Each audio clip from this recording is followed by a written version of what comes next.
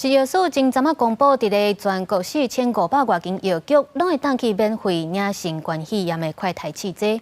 不过，因为大多数拢是特别过期的试剂，就有民众惊会验袂准，产生疑虑。食药署有解说讲，只要快筛也未过期，拢会当安心来使用。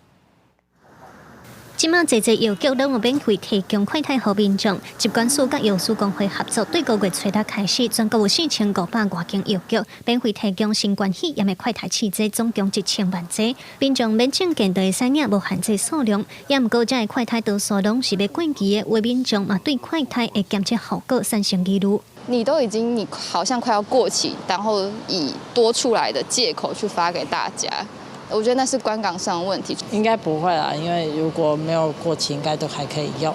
有民众表示，惊要过期效果歹，袂去药局领快筛，有人是认为无过期都袂要紧。针对民众的疑虑，是药师拜三在记者会时就表示，只要快筛要袂过期，民众也是会当安心使用。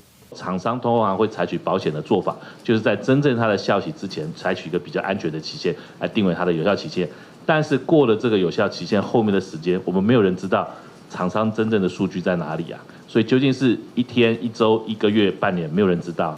另外，疾管署在5月初7嘛发布，国内最近4礼拜以来的变异毒监测，拢会验到 JN.1BA.2.86，也有目前国际上新关注的变异毒 KP.2。针对目前市面上的新冠快筛检也验会准的问题，食药署对于快筛设计来解说，表示检测的效果无问题，民众免烦恼。 这个的改变都是发生在病毒本身的 S 蛋白上面，S 蛋白上面。但是我们在新冠快筛的设计，通常都是针对它的 N 蛋白来做设计。那这些变异株，事实上，从最早期的原始株到现在的 Omicron 的以及后面这些衍生的变异株，在 N 蛋白的结构上，其实几乎没有什么改变。